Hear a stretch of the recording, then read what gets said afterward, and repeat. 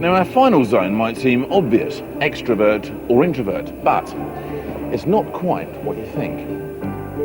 In this zone, we have two tests. This is our rapid response box designed to examine the way we communicate. And this, which is not what it seems. Amanda looks like she's just chilling out, but what she and the other volunteers don't know is that this is a hidden test. According to the theory, extroverts relax by socialising with others. Introverts relax by spending time on their own. Seems simple enough, but can our psychologists really get enough information from this to later predict Amanda's behaviour in our weekend of secret tests? In our rapid response test, we're asking all 100 5 random questions, but we're not interested in what they say, but how they say it. Whilst we're talking about it, why don't you go in and have a look, and you can come back and decide which one he is. So, what is she looking for? Extroverts tend to talk more freely, more quickly, and more repetitively. They also tend not to pause in the way that introverts do. If you ask an introvert an unexpected question, they're more likely to have a hesitancy and to actually go inside themselves and think about it. Hello. Tell me about your home. My home, it's a small flat. I've got 2 bedrooms. So did you spot the clues for introversion? Well, let's look at it again. It's a small flat. I've got She clearly likes to think first and talk later. Now compare her to David, who talks first and thinks later. Okay, I live in a 4-storey townhouse with, at the bottom I have my own basement area with like a little ensuite, some steps up, 2 bathroom on your left, kitchen on your right. Next, we've asked them to tell us what kind of holidays they like and watch the difference in their body language. Express yourself. Express yourself. But remember, this is all about preferences. This is Laverne Noel, who we know prefers introversion, but that's not to say she can't be extroverted.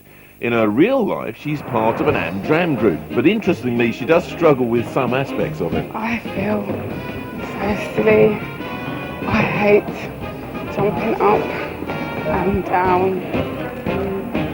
The group's director has asked her to watch a video of last week's rehearsal, which clearly makes her feel uncomfortable.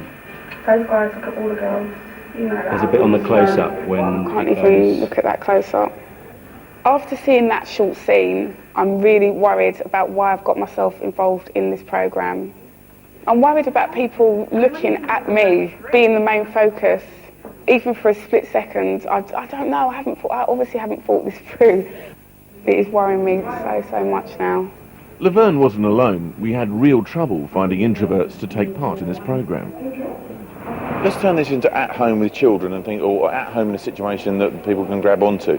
Very often children who talk a lot are told only speak when they're spoken to. Children that are told that are basically being given heavy environmental cues, as we would call it, to behave like an introvert, to be seen and not heard, to think before speaking. And you get quiet children who are urged to get out there and do things and not be stuck in reading a book. Go out and play. That's a shame. Go and make friends with so-and-so, and they're actually told the opposite.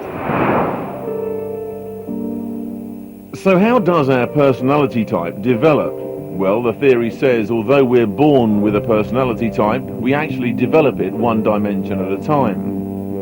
For example, if the first thing a child is drawn to is facts, they'll probably play with a toy train like it's a toy train, whereas ideas children may see that train as a spaceship flying through the air. But having only developed one dimension of our personality, we're not entirely balanced. The theory asserts that by adolescence we've developed the core of our personality type. Suddenly we know who we are and want to express that, which could explain why teenagers will be teenagers. In working life and our adult relationships, we learn to adapt our behaviour and curtail our preferences. A spontaneous teacher, for instance, will have to plan in order to hold their job down. By the time we get to midlife, we've begun to explore the less preferred sides of our personality. For some, this is about trying new things and pushing the boundaries. For others, it's a time of questioning. Later in life, if we've managed to enjoy the benefits of our personality type, and worked out how to adapt it when necessary, then we'll have achieved ultimate balance. Well, that's the theory, anyway.